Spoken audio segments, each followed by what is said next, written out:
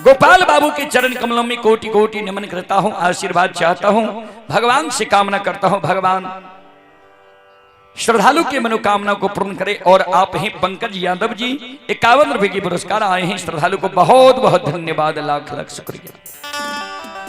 सब कब भूल जाब तब भूल जाब, लेकिन माए बाप का नहीं भूल भाई, एकदम है भाई, ठीक ठीक।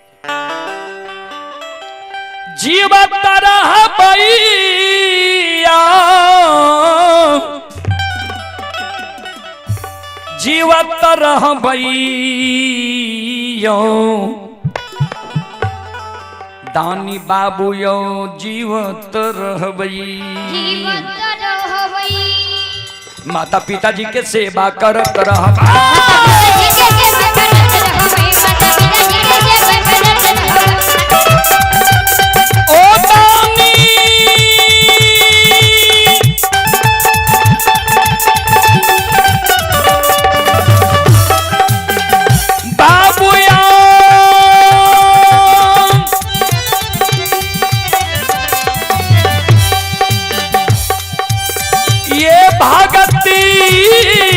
सुनई बाली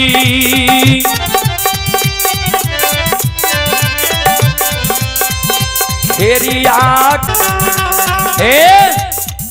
माता पिता तो जन्म दिलक है, माता पिता के तो सेवा करिए पड़ो, लेकिन घर में जाए इष्ट देवी देवता के भजै छिए पूजै छिए, वो इष्ट देवी देवता के भी पूजा करना नहीं छोड़बे किया। तो वह इष्ट देवी देवता हमरा यहाँ के आपत्ति विपत्ति गढ़ुआ विपैत में सहायता करे छे, मदद करे छे। ठाकुर बाबा के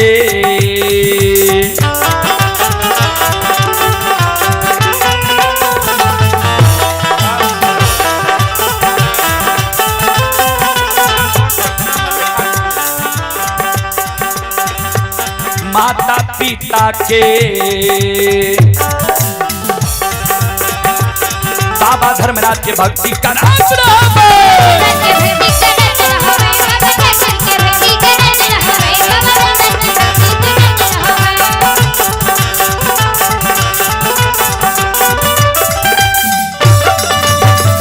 बोल बोल सच्चे दरबार की। भगवान के दरबार में छिए, संकोच नहीं करियो, समय समय पर यहो सब दोनों हाथ उठा के जय करा लगाबो। बोल बोलो भक्ति और भगवान की।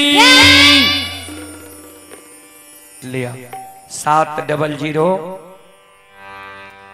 400 84 57 और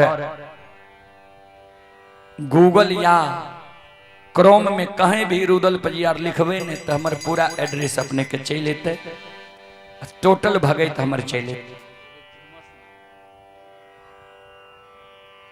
आप है कुंज बिहारी जी वाल्मीकि नगर की ओर से 11 रुपए की पुरस्कार आए हैं। श्रद्धालु को बहुत बहुत धन्यवाद। और हमारे महानुभाव का आदेश है कि एक झूमर सुना दे। चले मैं आप सबको झूमर की ओर लेकर चलता हूं।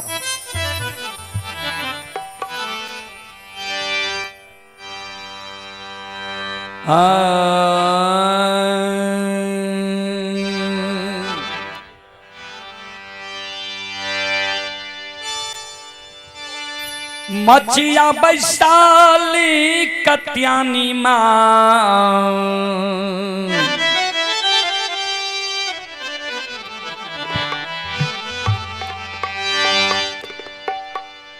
से कथी केरा कांघी शीतल मैया कथी लागल है दांत।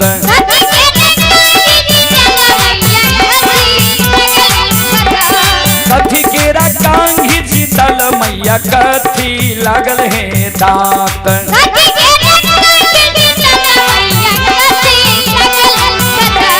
कथिए बैसाल भवानी, कथिए बैसाल भवानी मैया झारे नामी केश। कथिए बैसाल मैया झारे नामी केश। कथिए बैसाल भवानी मैया झारे नामी केश। अगर ये देवी गीत आप सबों को अच्छा लगे तो आप लोग भी हाथ ऊपर करके ताली बजाइए। सब माँ बहनों से भी मैं आग्रह करता हूँ, सबसे आग्रह करता हूँ हाथ ऊपर करके आप लोग भी ताली बजावे और झूमे। भगवान के दरबार हैं।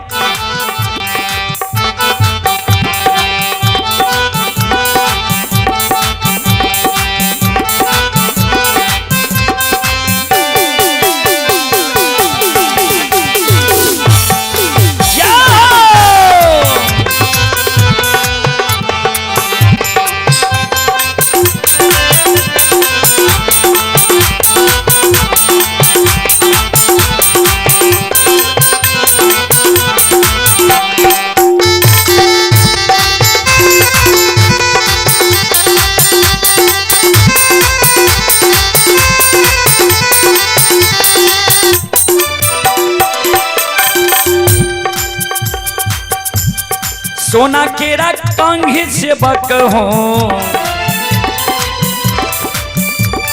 सोना केरा कांघी से बक हो, लूरू पे लागल दांत।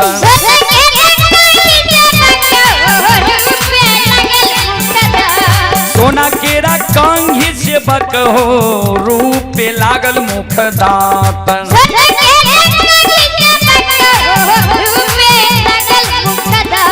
मचिया बैसाल से बक हो,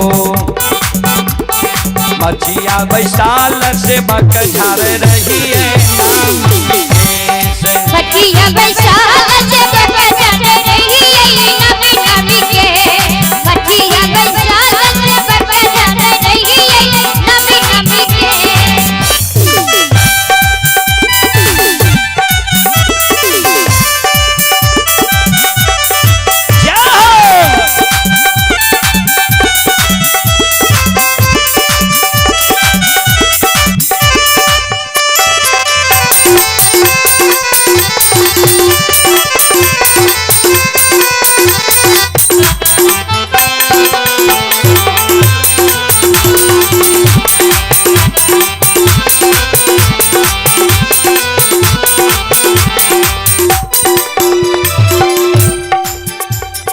केसिया झारते भवानी के,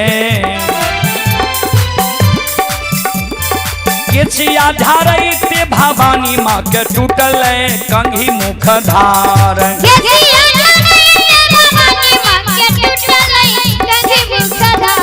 केसिया झारते भवानी माँ के टूटल कंघी मुख धार।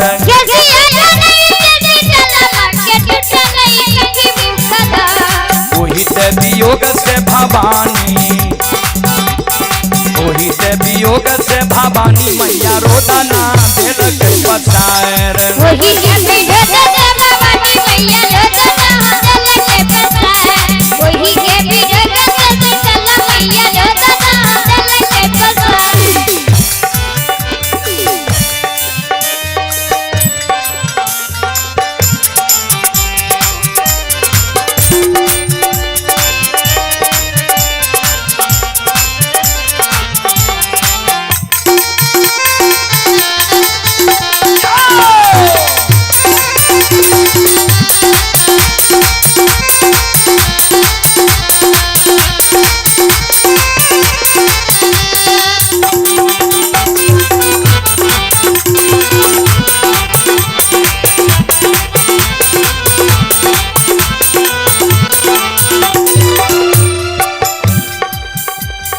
कंघी के वियोग से भवानी माँ,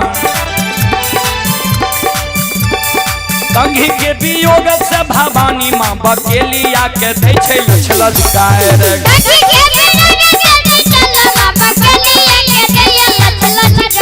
कंघी के वियोग से शीतल माँ बकेलिया के दै लछलछकार।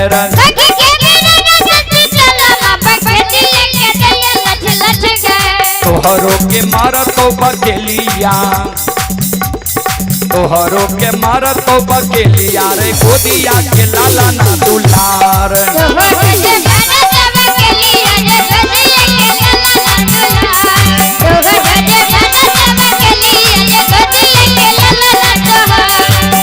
श्रोता बंधु, हमारे माँ बहन बाबू भैया सब कंघी को वियोग में भवानी माँ बकेलिया के जल लछ लछ गायर दिया लागले। बकेलिया माँ जगत जननी माँ शीतल के चरण पर कर जोड़ के गिर गले, काने लागले माता हे मैया हमरा नए गायर दिया, न हमरा पुत्र के श्राप दिया। माँ ऐसा सुंदर कंघी यहाँ के हम बना दे। हे मैया, हे जगत जननी, हे जगदम्बे भवानी माँ,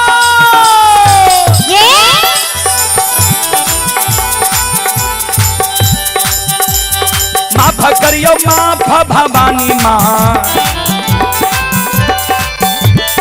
माफ करियो माफ भवानी माँ, करोरा अपराध।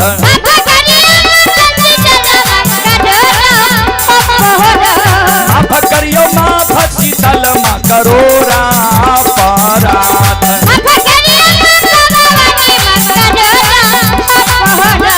तोरा के चढ़े जग जननी, तोरा के चढ़े जग जननी, हे दूधा लावा दरबार। तोरा के चढ़े मैया दूधा लावा दरबार, तोरा के चढ़े मैया भवानी मैया दूधा लावा दरबार, तोरा के चढ़े जग जननी दूधा लावा दरबार, तोरा के चढ़े मैया भवानी मैया दूधा लावा दरबार, तोरा के चढ़े मैया शीतल मैया दूधा लावा दरबार,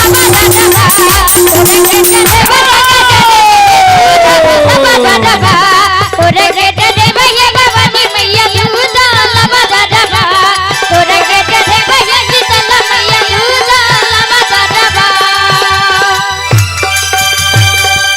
बोल बोलो माता भगवती महारानी की। श्रोता बंधो, जब राजा चंद्रवली के द्वार पर गुरु बाबा के ऊपर समाया जो सवार रहे हट जाय छे, गुरु ज्योति बाबा राजा चंद्रवली के कहल के राजा अब तोरा द्वार में हमने विलंबा किया, तो भगवान हमरा 12 वर्ष के लिए केदली जंगल लिख लके, तोरा द्वार हम कोना छे ले लिया मालूम नहीं। कल के बाबा हमरा दरबार यहाँ एलिए, ये नहीं भोजन के लिए नहीं जल ग्रहण के लिए, यहाँ के चरण पखार लो, यहाँ जाए के लिए सोचे छी। कल के हाँ तोरा द्वार में आप ने विलंबा। राजा चंद्रबली रानी चंद्रावती लग जाए छे, हे प्राण प्रिय गुरु बाबा कहे छे आप तोरा द्वार में नहीं विलंब, हम केदली जंगल छेल जेब की करबा। रानी चंद्रावती कल के गुरु बाबा कुछ वचन दलक, कहल के नहीं। रानी कल के लागे छे गुरु बाबा के सेवा में कुछ नहीं कुछ खोट भा गेले, कुछ नहीं कुछ कमी रह गई। रानी चंद्रावती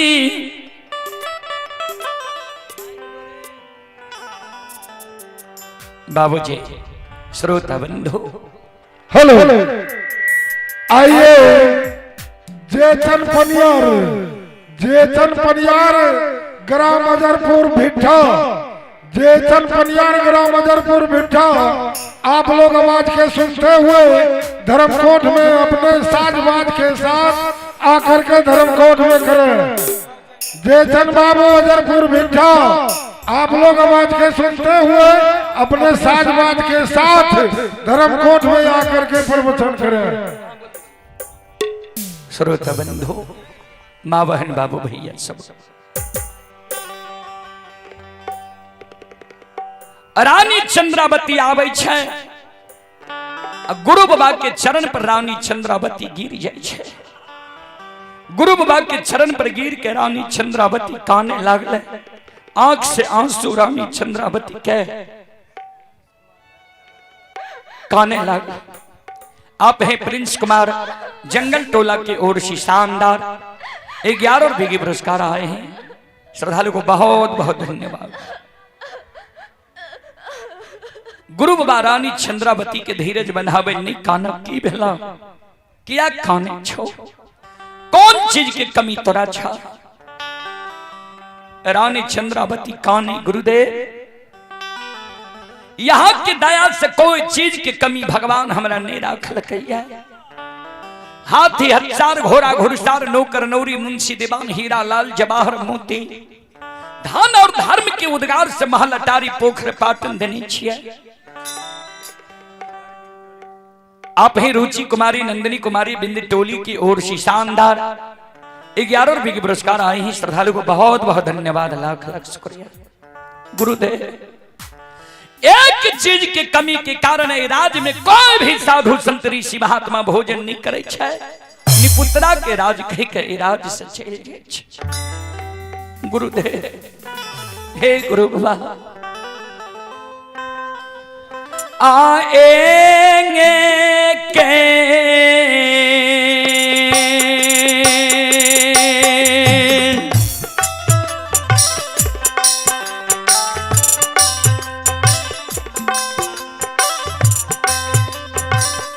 गुरु बाबा के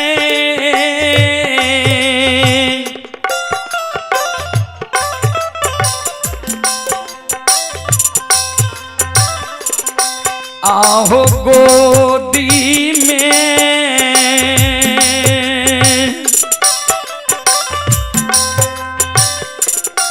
आललनमा बिना हो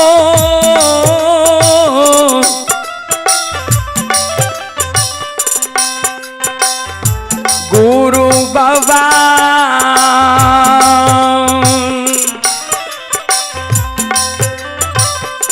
दुनिया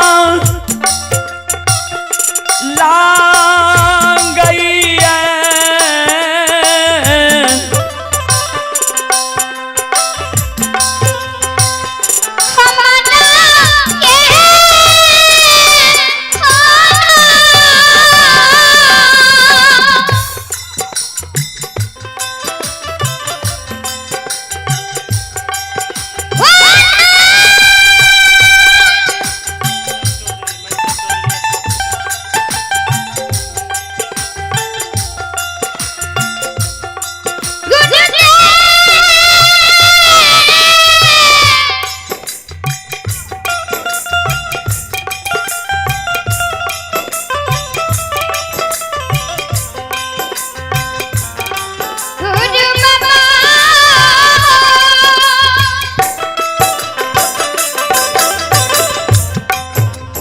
चले पुरस्कार की ओर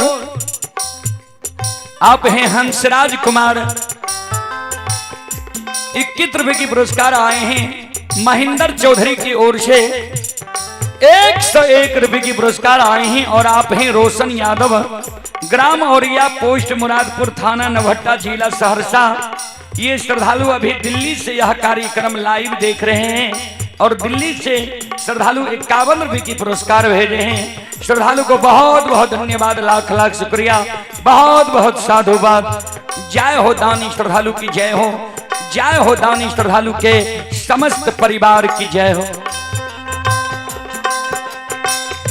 आप हैं सुरेश यादव काप बलिया के निवासी हैं। श्रद्धालु की ओर से 101 रुपए की पुरस्कार आए हैं। श्रद्धालु को बहुत बहुत धन्यवाद। जय हो दानी श्रद्धालु की जय हो, जय हो दानी श्रद्धालु के समस्त परिवार की जय हो।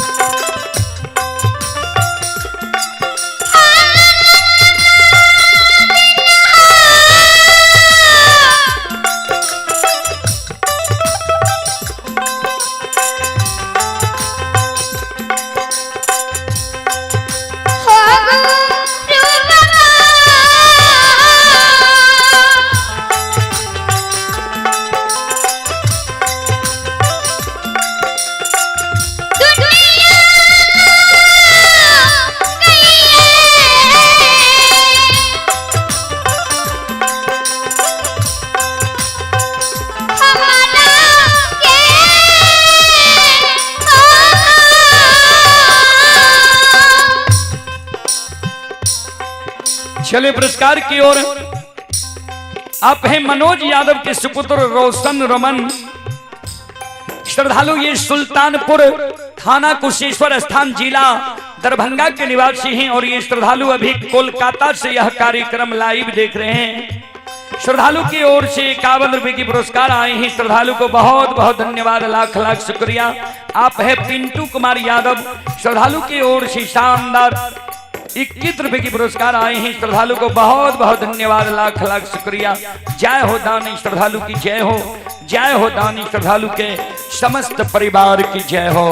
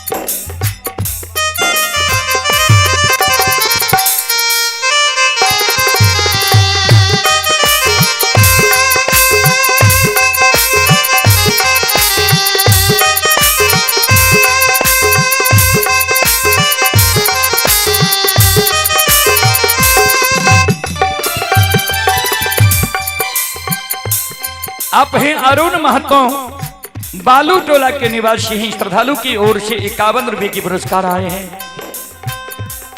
अनिल महतो की ओर से शानदार 51 रुपए की पुरस्कार आए हैं। जय हो दानी श्रद्धालु की जय हो, जय हो दानी श्रद्धालु की समस्त परिवार की जय हो।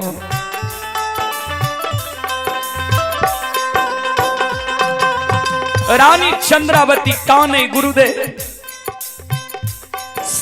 समाज में उल्हन पुराग दैय सबके बात हम सह ले छी, सबके बात हमरा सहल जाइए।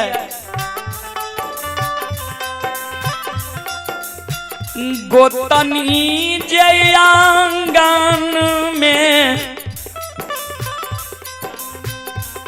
हमरा बझनिया कहई छै। गोतनी हमरा कहे छै गे बजनिया केन कुकर्म कैलही देखे नहीं छी जे कोई से बेटा बेटी नहीं भेलो, लोग हंसै छो तोरा देख। हे गुरु बाबा सबके उलान उपराग हमरा साल जाइए, लेकिन आंगन में जे गोतनी हमरा उलान दैया गोतनी के उल्हन मासे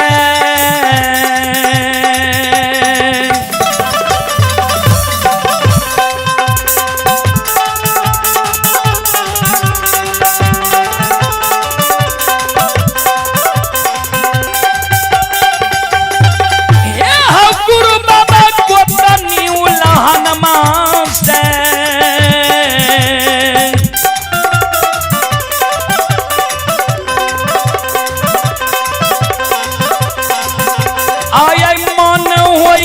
गुरु बाबा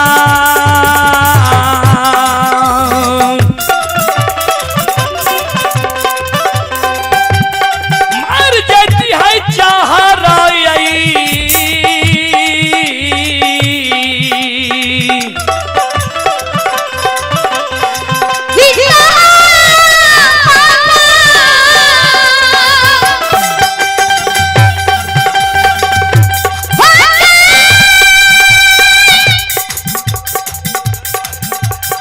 आप हैं मसोमात रानी देवी, घर बालू टोला के निवासी हैं। श्रद्धालु की ओर से 51 रुपए की पुरस्कार आए।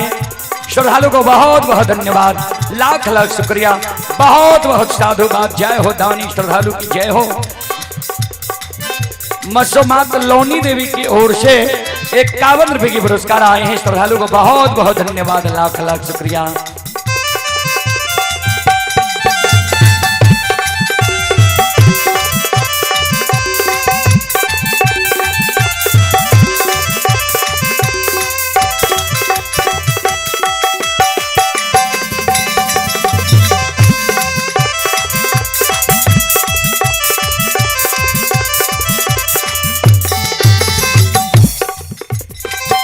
श्रोता बंधु ध्यान देवे गुरु बाबा रानी चंद्रावती के कल के इस समय में जी हमार चरण पकड़ के काने छो इस समय में तो हमहू विपतल छिए तुहू विपतल छो इस समय में तोहर दुख हम नहीं हेर सकबो हाँ तोहर दुख हरण भै जेती है जिस समय में भगवान हमरा पर सम्मुख समाधान रहे वही समय में जो हमरा गहबर में तू डाली लगेती हो हमरा हाथ से तोरा पान मिल जेती है ठाकुर जी के दया भै जेती है एक बेटा बेटी के कारण कानी छो तोरा एक लहर पुरन से 5 गो बेटा हेती है रानी चंद्रावती आंचर में गांठ बहन ललके दोनों प्राणी विश्वास क्या ललके जी जरूर हमरा कोई से बेटा बेटी हेते रानी चंद्रावती आंचर में गांठ बहन ललके कवि लिखल खिनिए बाबूजी मौको कहा तो ढूंढो रे बंदे मैं तो तेरे पास में ना काबे में ना कैलाश में ना व्रत उपवास में अंत में लिखल खिनिए कहे कबीर सुनो भाई साधु अब मैं तो हूँ विश्वास में भगवान विश्वास में छे दोनों प्राणी विश्वास क्या लेके रानी के गर्भ से एक लहरे पुरिन से 5 गो बेटा भेले अब जयचंद बाबू के समय भाग ले चलू 2 शब्द मीरा साहब की सुनाबी ओई के बाद हम अपना वाणी के विराम देव आप हैं अर्जुन मंडल बिंटोली की ओर से 51 रुपए की पुरस्कार आए हैं श्रद्धालु को बहुत बहुत धन्यवाद लाख लाख शुक्रिया बहुत बहुत साधुवाद भैया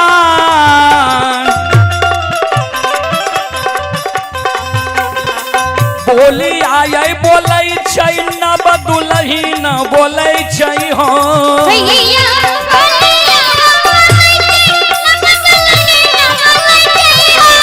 भैया बोला बोल के सासू संग जवाब करे छै हो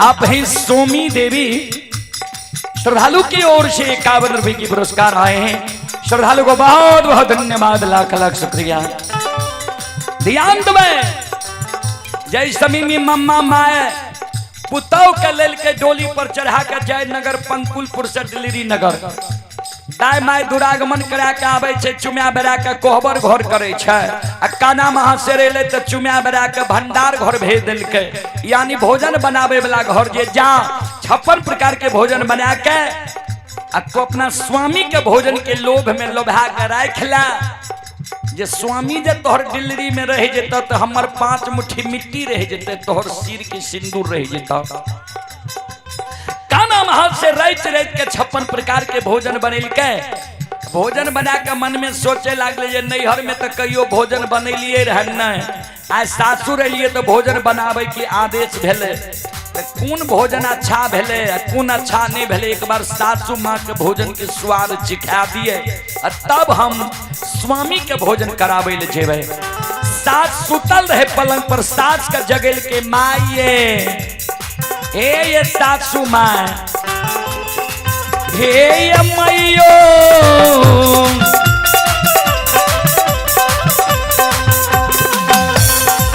एक बेरा भोजन के स्वाद लियो ये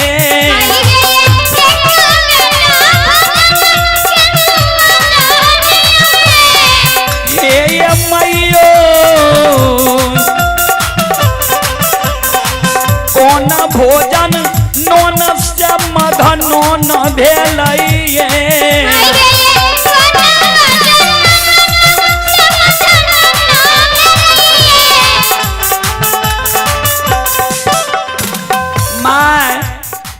कौन भोजन नोन से मधनोन भै गेले कौन में नमक ज्यादा भै गेले कौन के स्वाद अच्छा नहीं बनले तनी भोजन चीख के हमरा भोजन के स्वाद बता दियो भोजन के सुधार लेबे तब स्वामी के भोजन करावे ले जेबे किया त राजा के बेटी युवराज के बहिन रही कहियो भोजन नहीं बनेलिए रे नैहर में किया तो नौकर नौरी के कमी नहीं रहे बाप के घर में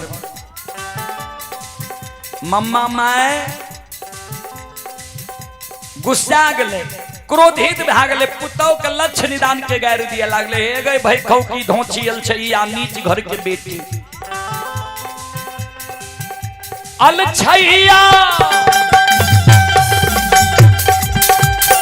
सब दिन नैहर में अलछ चाल चल गए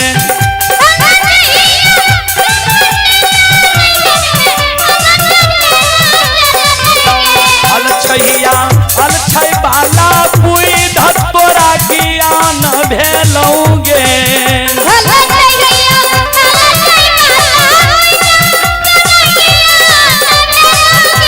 अलछैया ऐते ऐते बाप भाई के बड़ाई करै छे गए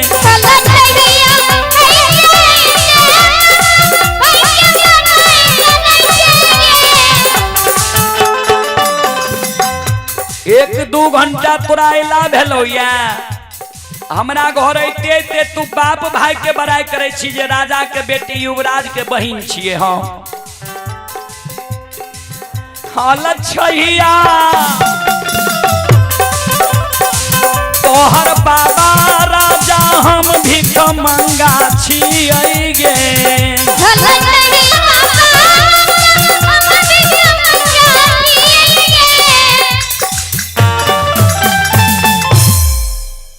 तोहर बाप राजा हम भिखमंगा छी भिखमंगे घर में तोहर बाप भाई शादी क्या दिल को जे इते इते हमरा घर में आब के बाप भाई के तू बड़ाई क्या रहले चलो ता अब हमरा सभापति मंत्री साहब के द्वारा आदेश है जे आब विराम करल जाए ता अब हम अपना वाणी के विराम दिल जाए छो चलो एक बार सब माँ बहन बाबू भैया सागर करबे दोनों हाथ से ताली बजा के मुखार वृंद से भगवान के नाम ले लियो सब